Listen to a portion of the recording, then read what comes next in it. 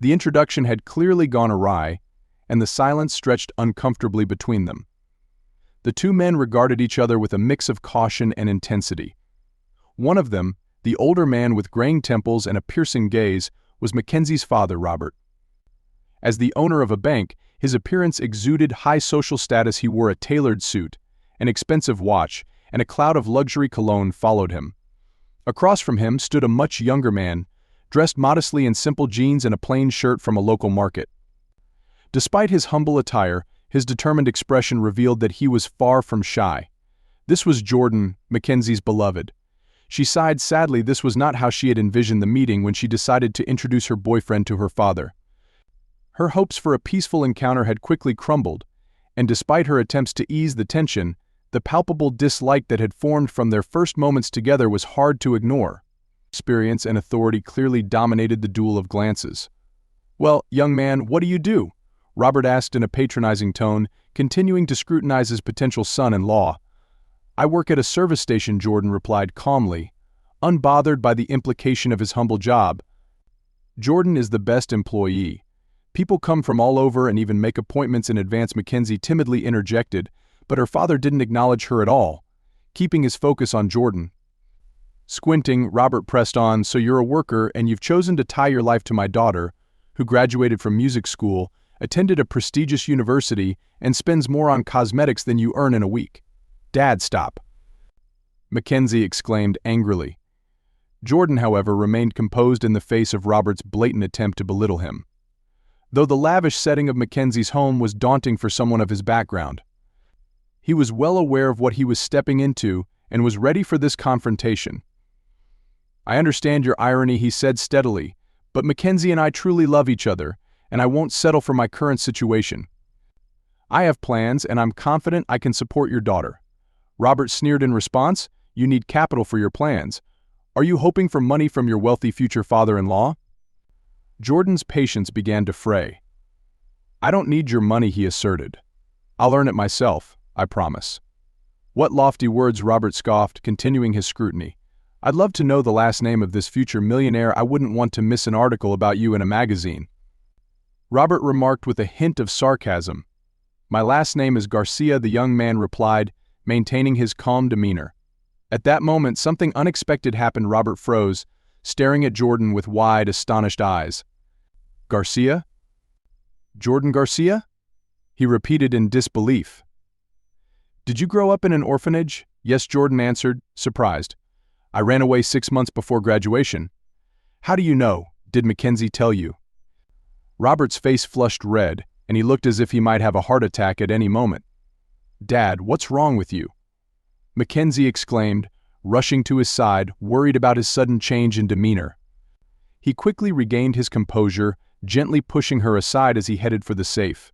He retrieved a piece of paper and, with a malevolent grimace, shook it in front of the young couple. "Here. This is a will where almost everything goes to my daughter after my death. See this? Take a good look." They stared at him in confusion, waiting for an explanation. Suddenly, with a sharp motion, he ripped the document in half, declaring, "As long as you are together, you'll get nothing from me, not a single dollar." Mackenzie was in shock, clutching her head in despair. "Dad, what are you doing? Are you out of your mind?" Her eyes filled with tears, hurt and confusion etched across her face. "What have we done to you? Why do you hate us so much?" But he continued to tear the paper into pieces furiously. Realizing further conversation was futile, Mackenzie shook her head sadly. She turned to Jordan and quietly said, "Let's go. Help me pack my things. I don't intend to stay in this house any longer." Taking his hand, she led him to her room, where she grabbed a sports bag and began frantically tossing in her essentials. Jordan, overwhelmed by the opulence of her home, watched her pack before he could hold back any longer. "Mackenzie, are you sure about what you're doing?" "Yes, absolutely," she replied, then turned to gauge his expression. "Maybe it's you who aren't sure you want to be with me now that I've lost my inheritance." "What are you talking about? You know I love you more than life itself," he insisted. "I just don't want you to regret your decision later." "I can't offer you the same quality of life," he said softly. Mackenzie embraced him, gazing into his eyes. "Jordan, I'm ready to follow you to the ends of the earth." The sincerity of her words left no doubt in his mind. Are we actually heading there to the ends of the earth?" He laughed, exclaiming, "But if you're sure, then let's go." Meanwhile, Robert paced nervously in the large living room. Spotting the young couple in the corridor with a big bag, he halted and warned them, "Mackenzie, you're making a mistake. Think it over, you can still stay." "I'm really sorry you don't respect my choice, Dad," she said regretfully. "I'm leaving. Goodbye." Still struggling to accept his daughter's newfound independence, Robert shouted after her, "Mackenzie, you can come back at any moment, but alone, without your fiancé. Then we can sort out the will. I don't need your money." "Not everything in life can be measured in money," she replied disdainfully. "Goodbye." As Mackenzie walked away in silence, her father's strange behavior saddened her. What had happened to provoke such an outburst and aggressive reaction? She found no answers to her questions. This was the first time she had seen her father behave like this. He had never flaunted his wealth.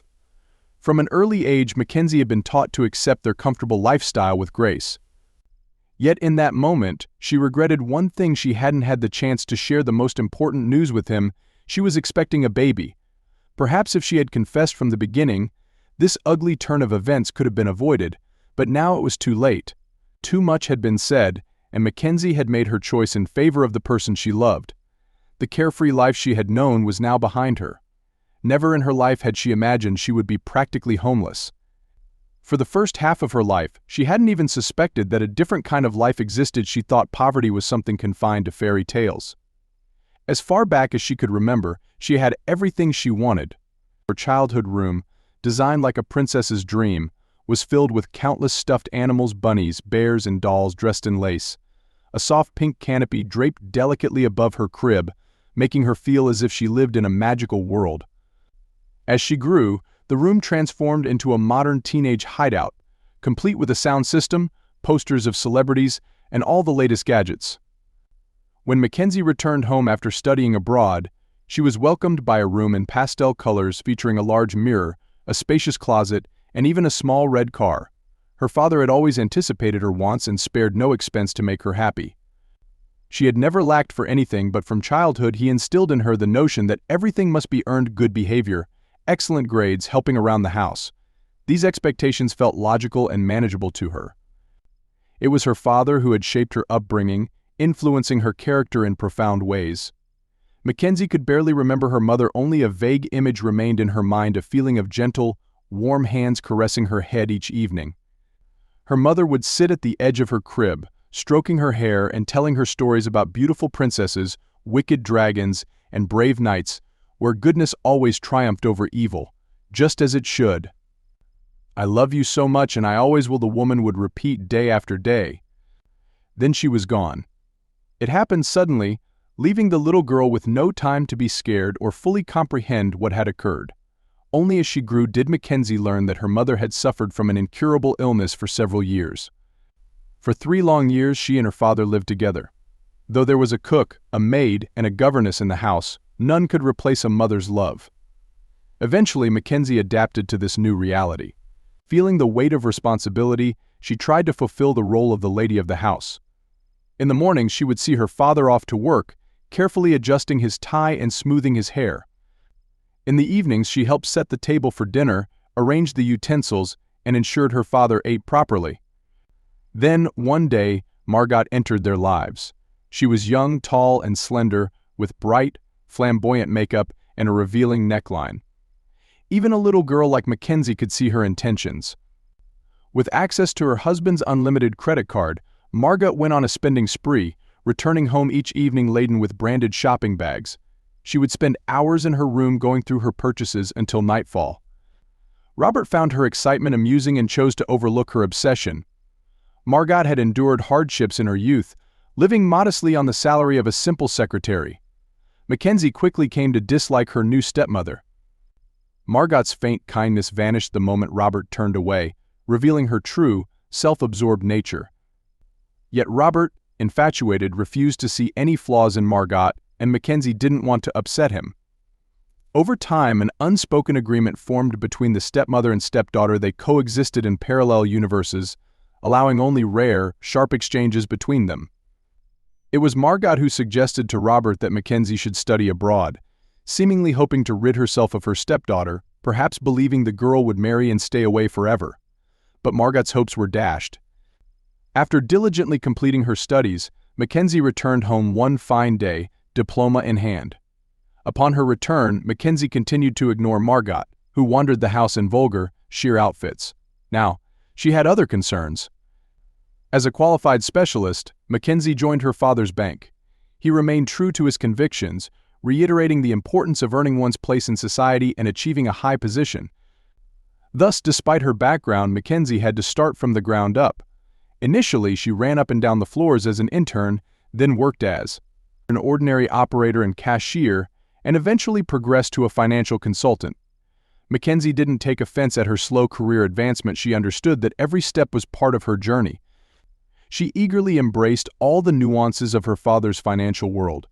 There was no rush, she didn't need the money, and a thirst for power was not in her nature. One day, while returning home during a heavy downpour and low visibility, Mackenzie hit something and punctured a tire on her car. The road was deserted, and expecting help from passing drivers felt futile. Fortunately, a car service station was nearby. A young worker, spotting the girl struggling with her car from a distance, quickly rushed over to help. His genuine smile and gray eyes immediately appealed to her, and looking into them, she realized her feelings were reciprocated. That was how they met Jordan. Jordan's childhood and youth were drastically different from Mackenzie's life. He couldn't remember his parents at all, and had lived in an orphanage since he was 2 years old. The atmosphere there never suited him. He always felt as if he were living someone else's life. The suffocating constraints of rules stifled his extraordinary personality and deprived him of peace. Not wanting to wait until he came of age, Jordan simply ran away, thinking he was escaping to freedom. At first, he wandered the streets, slept at the train station, and almost fell in with a rough crowd. Strangely enough, it was an unexpected visit from the police that saved him from his first steps toward crime. His friends were taken to the police station, but Jordan managed to escape. After that, he stumbled upon a service station on the outskirts of the city, arriving just as the busy season was starting. He volunteered to help the workers handle the influx of customers, carrying wheels, lifting the jack, and tightening bolts. His cleverness and hard work impressed the staff, and from then on, he stayed there. Jordan was allowed to sleep in the storage room, which had a comfortable fold-out bed. It was a cozy little space with interesting work, decent pay, a cafe nearby with delicious food, and a forest within walking distance. Plus, a bus to the city center arrived every 20 minutes. What more could a young romantic, tired of society's harsh constraints, possibly need? He enjoyed this free life. Over the past few years, he had earned the respect and trust of his superiors, gradually learning about car repairs and showing remarkable talent for the craft. Regular customers were already well aware of the skilled hands of the resourceful young master and preferred to be served by him. Then Mackenzie appeared amazing, refined, a real angel, the dream of every young man. The only drawback was her social status. After all, she was the daughter of a banker. A boy from an orphanage, a hard worker and drifter without a home, was acutely aware that he wasn't the right match for her. Yet she was so friendly and genuine, unlike the other upper-class people he had encountered, and they enjoyed each other's company so much that his hesitance gradually faded. At first, they were just friends. Sometimes Mackenzie would stop by the station on her way home, and they would enjoy the famous burgers from the local cook, sipping coffee from paper cups, chatting cheerfully as they watched the rain. From time to time, they met in the city, strolled through the park, rode the carousel, and goofed around, laughing almost all the time. It felt so easy and good to be together. This friendship gradually blossomed into something more, with a wonderful feeling arising from deep within that made Jordan's heart flutter with every accidental touch. When they shared their first shy kiss, his heart raced wildly in his chest. Jordan vividly remembered the day Mackenzie, bewildered and disheartened, laid out a whole pile of pregnancy tests, each displaying the familiar double lines before him. That day clarified everything in their relationship. "Mackenzie, I love you, and I want you to always be with me," he declared firmly. Now it was her turn to respond. What was there to think about? She had had admirers before, self-absorbed, wealthy men who were the sons of rich parents. They took her to expensive restaurants and showered her with gifts, but with none of them did she feel truly herself the way she did with Jordan. None of them could stroll barefoot along the forest edge with her or create a world like he did every single day. Everything was decided between them, definitively and irreversibly. The only obstacle was Mackenzie's father, who opposed their union. Jordan felt nervous about bringing Mackenzie to his room. That was out of the question. Renting a nice apartment was also impossible. Fortunately, a friend of his had a small, vacant apartment on the outskirts of the city. The neighborhood wasn't the best, but they had made their choice and needed to adapt. As they crossed the threshold of their new home, Mackenzie held her breath, scanning the apartment with cautious eyes. The place had long needed repairs. Old, peeling wallpaper covered the walls, and an old, clumsy floor lamp stood next to a sagging sofa. A writing desk and a wardrobe with a crooked door added to the disarray. It was clear that no one had stayed here for a couple of years, and everything was covered in a thick layer of dust. Through the dirty windows, it looked as if fog blanketed the outside world. Jordan watched Mackenzie's expression closely, fearing her reaction. After all, her closet was almost the size of the entire apartment, and she had likely never seen such a dreadful setting in her life. He braced himself for her outrage, but Mackenzie surprised him. She carefully surveyed her new domain, offered him an encouraging smile, and went to look for a bucket and a rag. Jordan let out a sigh of relief. No, he hadn't been mistaken about this woman. She wasn't someone who could be easily broken. That meant no circumstances would ever tear them apart. Together, they would overcome any difficulties and obstacles. He was ready to do anything for the girl he loved. Mackenzie even found the fuss of moving fun. Gradually, the filthy place transformed into a cozy apartment. With washed, sparkling windows, sunlight finally flooded in, making it feel much lighter and brighter inside. The unknown future no longer frightened her as it once had. Mackenzie continued working at one of her father's bank branches, but she was already looking for a suitable position elsewhere to save money. Now, she took the bus, but the unsettling part was the unknown individuals who accompanied her to the transport stop every day. Though she tried to remain unnoticed, it was impossible to fool an observant girl. The situation was tense, and it was hard to say how it might end until one day Mackenzie spotted a familiar giant figure in a gray suit slowly following her. It was Hunter, her father's security chief. Spying? That was something new. Mackenzie realized her dad had completely lost his mind. A plan formed instantly in her head. She ducked around a corner and stopped, hiding and waiting for her awkward pursuer. Hunter didn't expect such a trick and fell right into her trap. When he encountered the object of his assignment, he halted, a confused smile spreading across his face as he realized what had happened. "Mackenzie, good afternoon," he said in a conciliatory tone, trying to avoid meeting her gaze. "Hunter, what is this circus?" she exclaimed indignantly. "We've known each other for years. If you need to know my whereabouts, just ask. I'm not hiding anything."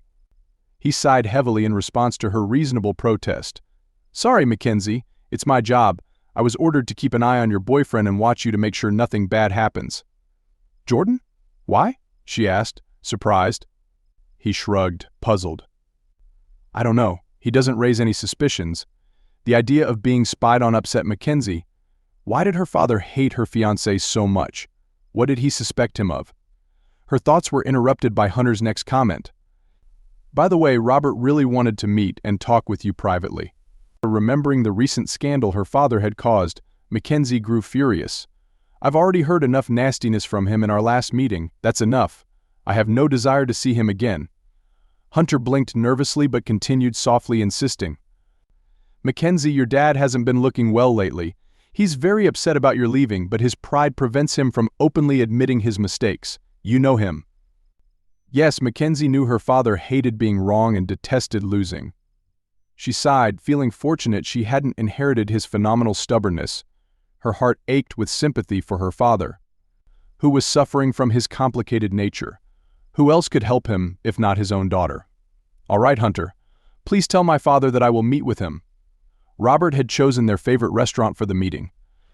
When Mackenzie was a little girl, he had brought her here, gallantly helping her sit at a table by the window and allowing her, as a grown-up, to order whatever she liked for both of them from the menu.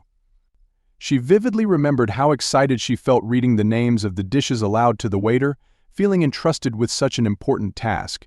Those were wonderful memories from a far-off, happy childhood. Her father was already waiting for her at that same little table. His furrowed brow and gaunt face caused her great concern.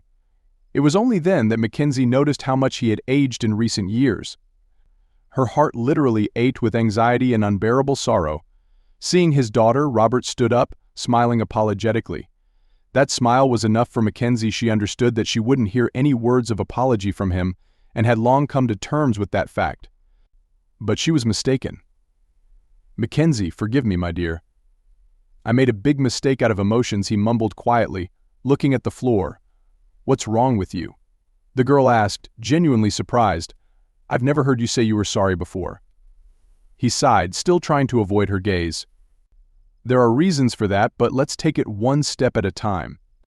Right now, I want to tell you a cautionary tale. Long ago, when you were just born, I took a risk with my friend Damien and ventured into the emerging market of financial services. We pooled our resources and founded a new bank.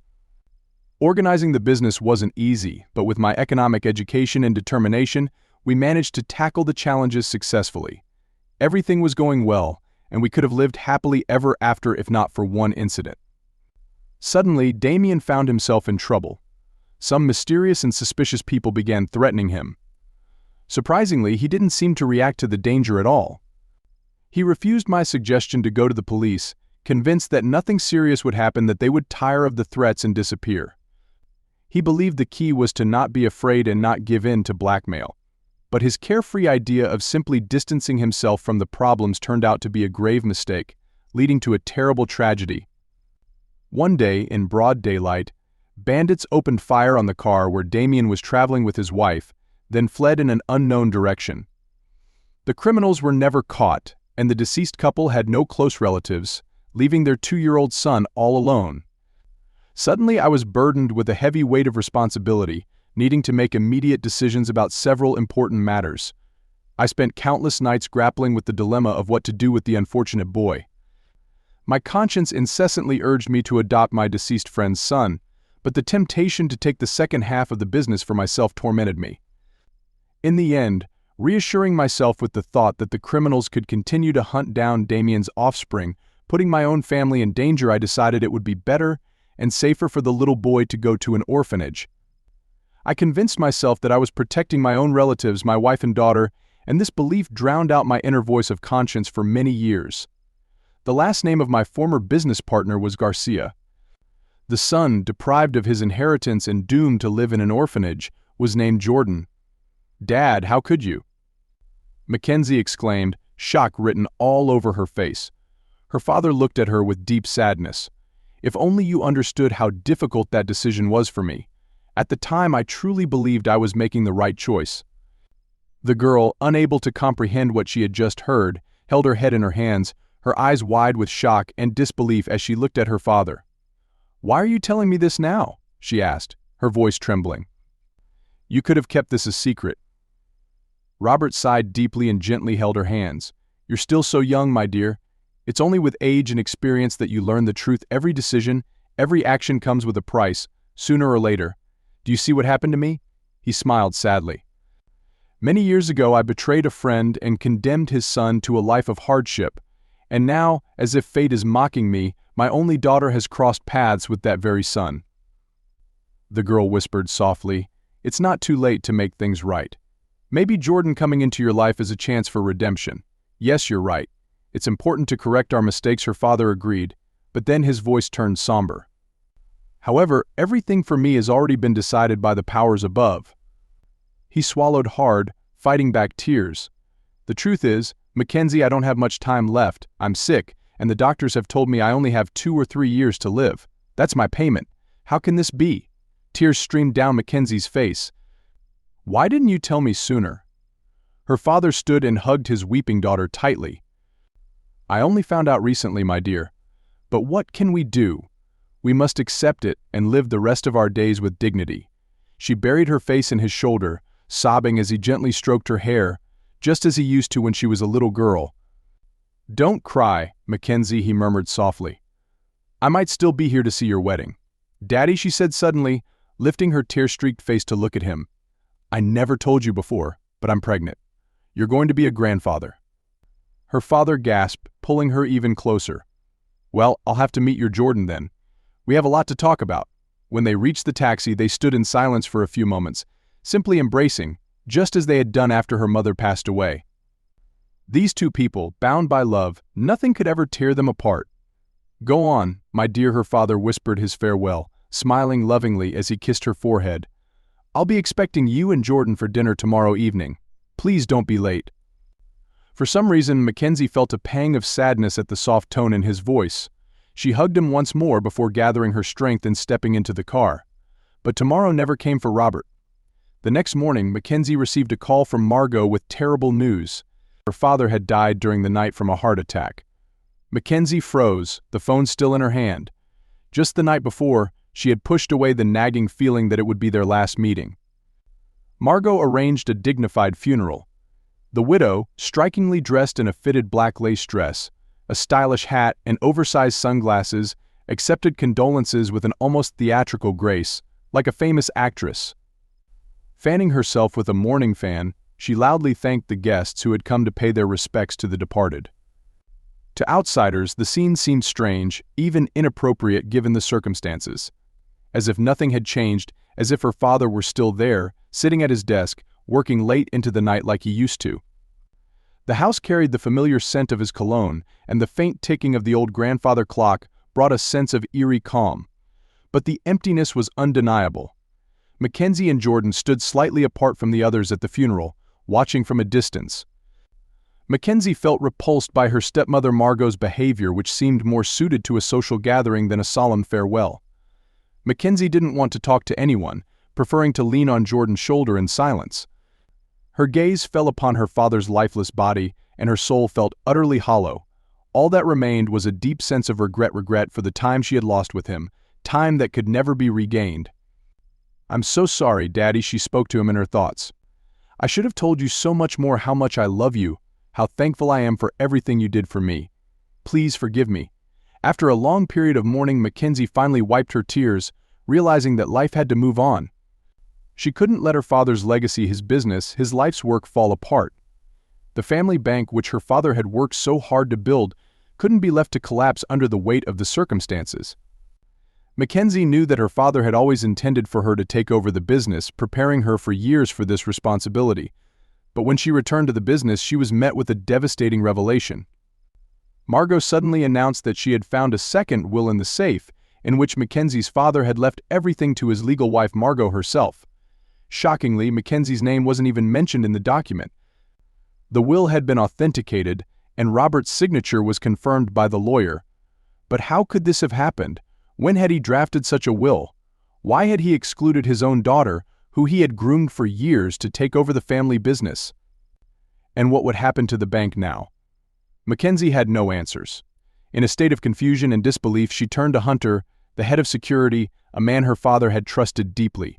If anyone could shed some light on the situation, it was him. After a moment of hesitation, Hunter finally spoke up. "Well, I suppose I can tell you now. Robert and Margot had been fighting constantly for the past month. A couple of times I even overheard him talking about a divorce. I have no idea how this new will came about. It's all very strange, and honestly it feels suspicious." The weight of the news pressed heavily on Mackenzie's heart, but what could she do? The law was the law. She would have to quietly gather her belongings from the house where she had grown up, a place that now felt foreign to her. Margot, in a phone conversation, informed her that she was at the beauty salon and wouldn't be home until the evening. "You can come by later to collect your things," she said in a smug, satisfied tone. Mackenzie had no intention of waiting for Margot to return. Certainly not, she thought, unwilling to play by her stepmother's rules. She decided to go now. When she arrived, the door was opened by Leah, the elderly maid who had known Mackenzie since she was a child. "Mackenzie, dear, come in." Leah greeted her warmly. "Will the mistress be angry?" Mackenzie joked lightly, knowing well how Leah felt about Margot. Leah scoffed, making it clear that she shared Mackenzie's disdain for Margot, and led her inside. The house felt eerily calm, as if frozen in time. Everything was in its place, just as her father had left it. For a brief moment, Mackenzie felt like nothing had changed, as if her father might walk through the door at any moment. But the silence was too heavy, too final, and Mackenzie knew that this chapter of her life had come to an end. You right away, Mackenzie said, her voice trembling as she gripped the steering wheel. Something's not right. I think Margot did something terrible. Hunter, sensing the urgency in her voice, responded quickly. Where are you? I'll come to you. Mackenzie gave him the address and leaned back in her seat, her mind racing. The discovery in Margot's room was too unsettling to dismiss. The handwriting printer, the medication that mimicked a heart attack, it all pointed to something sinister. Could Margot have forged her father's will? Could she have even gone so far as to poison him? As she waited for Hunter, her thoughts spiraled. The memories of her father, the way he would smile at her during their quiet evenings, the warmth of his presence, his unwavering love flooded her heart. How could someone so good have fallen victim to such treachery? And how had Mackenzie not seen it before? When Hunter arrived, his face was etched with concern. What's going on? He asked, stepping out of his car. Mackenzie took a deep breath and recounted everything she had found in Margot's room: the handwriting printer, the suspicious medication, the locked office door. As she spoke, she watched Hunter's expression darken with every word. This doesn't sound like a coincidence, Hunter said grimly. I knew something wasn't right. Robert had been acting strangely in his final days, but I never imagined. We need to investigate this further. But we have to be careful. If Margot is behind this, she's dangerous. Mackenzie nodded, her hands trembling. What do we do now? We gather evidence, Hunter replied.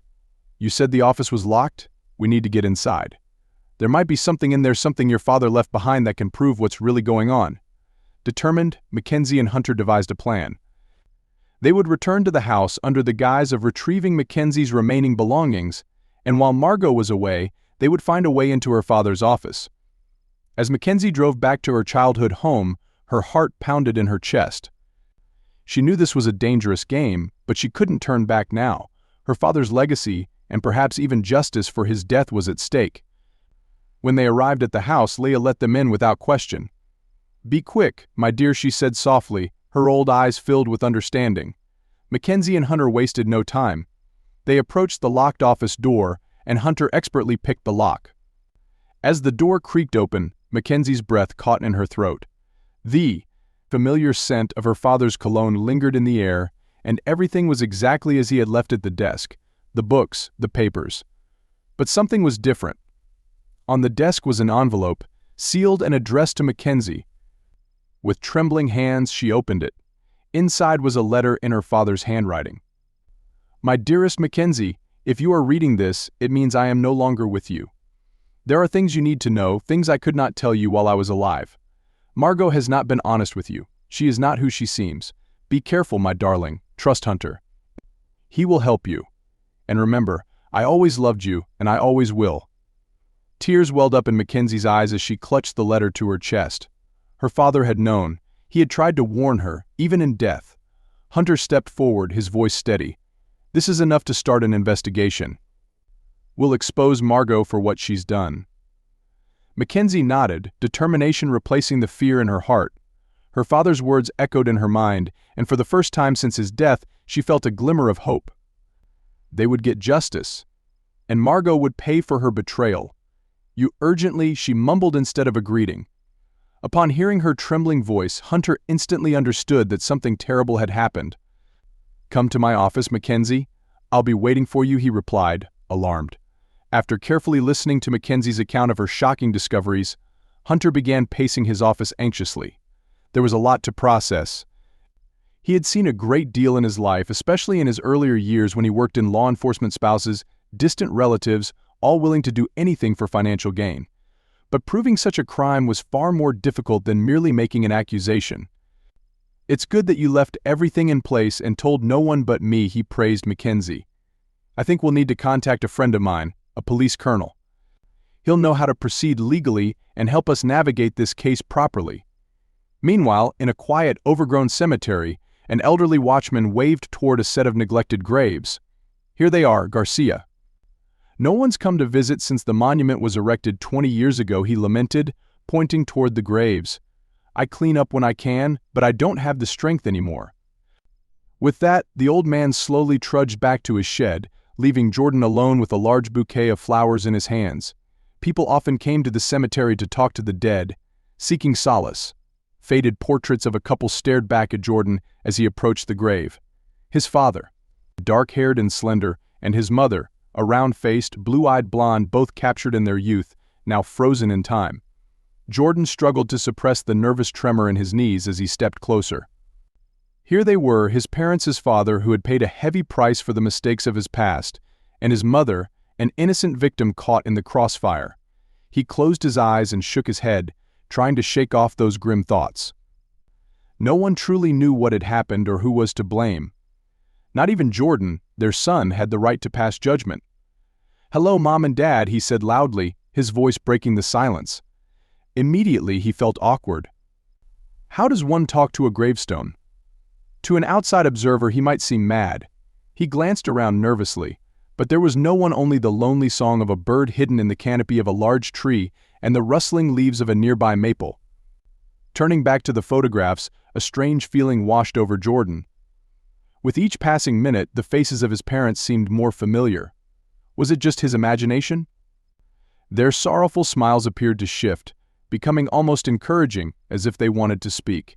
His father's calm, clear gaze seemed to say, "How glad I am to see you, son." His mother's eyes glowed with joy, silently conveying, "Jordan, thank God you're all right. I love you, my son. Don't forget us. Come visit us sometimes." A completely unbelievable thought pierced Jordan's mind, as if it had shot right through him. Oh God, they're alive in his head, alive as long as he thought of them. A gentle breeze tousled his hair, as if a loving hand was tenderly stroking his head. It felt like a sign, a rightness in the universe. An enormous wave of emotion crashed over him, overwhelming him. His heart clenched and his knees buckled, sending him to the ground. Weary, he collapsed onto his knees, covering his face with his hands and leaning over the graves. "Mom, Dad, I love you so much. How I miss you," he whispered. For the first time in years, Jordan wept. He vividly remembered the last time he had allowed himself to cry. He was 5 years old, having scraped his knee while playing, and the older kids mocked him mercilessly. From that moment on, he swore he would never show his vulnerability to anyone. But now this was different. The pain flowing from deep inside him was emotional, not physical, and it manifested in rare, manly tears. Taking a deep breath, Jordan felt a release. The tightness in his chest, which had tormented him for years, suddenly vanished. It was as though a burden had been lifted, and he could breathe freely once again. Feeling lighter, he stood and looked around, deciding to head to the caretaker's shed to ask for cleaning supplies. It wasn't right to leave his parents' graves in such a neglected state. 2 hours passed as Jordan diligently cleaned. He was pulled from his task by a voice behind him. "Excuse me, can I take some candy?" He turned to see a skinny girl, about 10 years old, with freckles and wearing a worn-out dress. "Of course, help yourself," Jordan replied, stepping aside. The girl quickly and efficiently gathered candies into a bag that was already half full. She looked curiously at the tombstone. "Are those your mom and dad?" she asked innocently. "Yes, those are my parents," Jordan confirmed. He glanced at her old outfit again and asked, "And where are yours?" She shrugged vaguely. "I don't know. I've never seen them. I've lived in an orphanage my whole life." She pointed toward a building on a nearby hill. Jordan nodded toward the bag in her hands and smiled. "Won't your teeth hurt from all that candy?" "It's a lot for you." The girl just laughed in response. "Oh, please. I'm not alone. There are about 40 little ones with us." Her carefree attitude made Jordan think of his own joyless childhood, where everything was structured, the food bland, and candies were a rare treat only given on holidays. It was no surprise that the children often wandered to the cemetery, seeking small moments of joy in an otherwise bleak existence. As the girl turned to leave, Jordan noticed her pronounced limp, likely the result of a birth injury. "What's your name, little benefactress?" he called after her. She turned with a bright smile and replied, "Kimberly." The image of the skinny, limping orphan who cared for the younger children lingered in Jordan's mind. In her deep eyes, he saw a reflection of his own childhood pain, an invisible scar on his heart that would never fully heal. He knew all too well how cruel children could be, likely understanding why Kimberly, with her limp, preferred the company of the kinder younger kids in the orphanage. Later that evening, Jordan shared his experience at the cemetery with his wife, Mackenzie. She listened with genuine interest, her compassionate nature shining through once again. How about we visit that orphanage next weekend? We can bring sweets and gifts for the children and meet Kimberly, Mackenzie suggested. Jordan felt an overwhelming sense of love for his wife as he embraced her. Though they had only recently married, it felt like they had been together for a lifetime. Yet, she continued to surprise him, revealing new depths of kindness and understanding each day. Like a precious gem, Mackenzie displayed facets of her character he had never fully appreciated before, stunning him with the brilliance and beauty of her soul. Looking into her clear, kind eyes, he admired the inner strength she possessed, hidden beneath her delicate exterior. "Mackenzie, you are my heart. You understand me better than anyone." "Thank you, my love," he said softly. She noticed him getting ready to leave again and asked with a hint of regret, "Are you going to work again? But it's Sunday." Jordan sat beside her and explained patiently, "You know my new job requires constant attention, but I promise I'll be home early today." Gently kissing her forehead as a farewell, he added, "I'll make it up to you." "You're starting to sound just like my dad used to," Mackenzie thought to herself, feeling a bittersweet pang of nostalgia.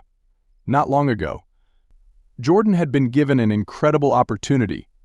The owners of the auto repair station where he had worked for years were moving abroad and offered to rent the property to their most promising employee, Jordan, at a low cost. He was thrilled by the chance. Having worked there since his early days, he knew the business inside and out, and he was confident in his skills to take it to new heights. She had truly lost her grip on reality. Margot's erratic behavior in court shocked everyone present. Her wild outbursts, alternating between cursing Mackenzie and laughing hysterically, created a chaotic atmosphere. Perhaps she hoped that by feigning madness, she could avoid the consequences of her terrible actions. Or maybe the guilt and weight of her crimes had genuinely driven her to the brink of insanity. Mackenzie sat quietly, her expression calm but resolute, as the proceedings unfolded. She had already suffered so much: the loss of her father, the betrayal of trust, and the shocking revelations about Margot's involvement in his death.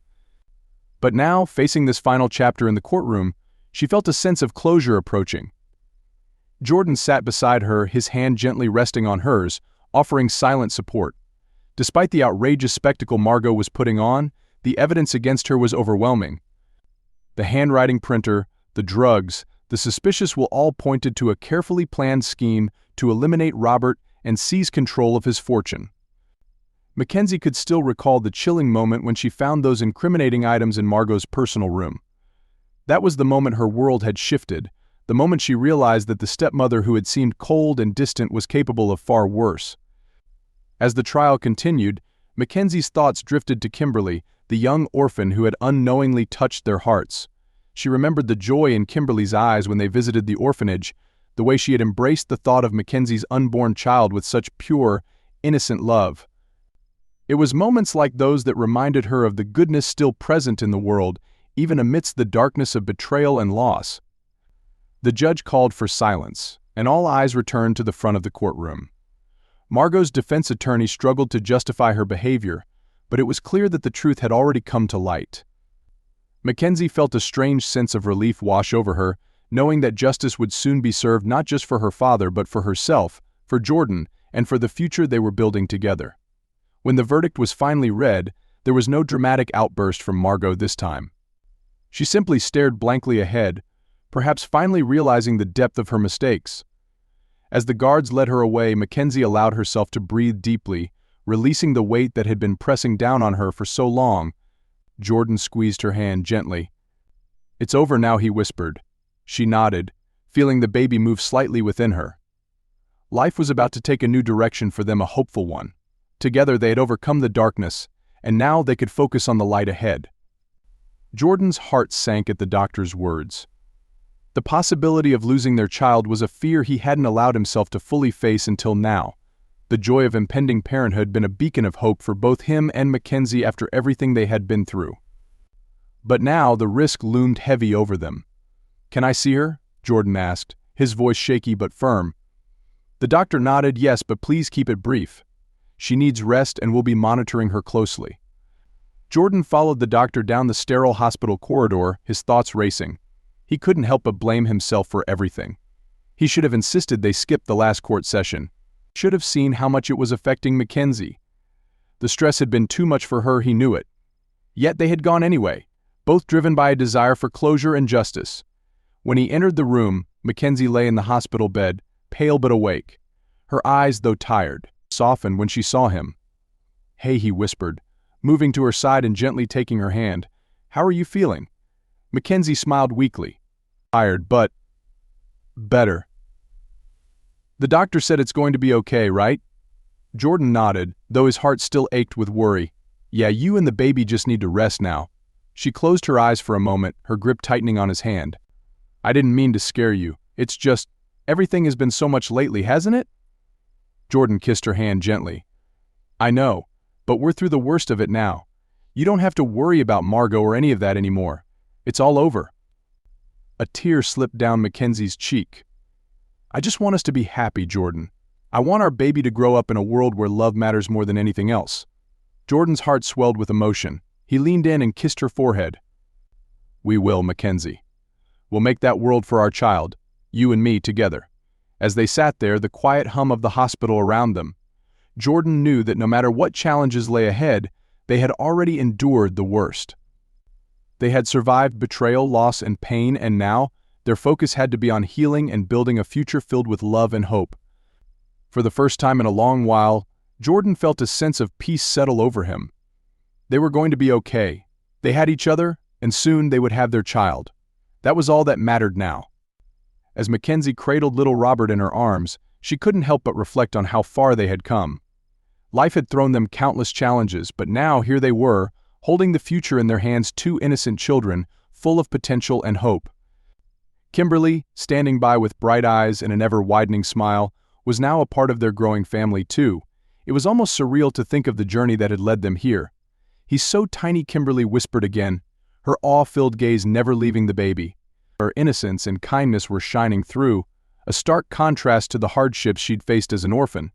Watching her, Mackenzie felt her heart swell with love and gratitude. In a way, Kimberly reminded her of herself when she was younger, hopeful, caring, and full of potential. "Yes, he is," Mackenzie replied softly, her voice filled with warmth.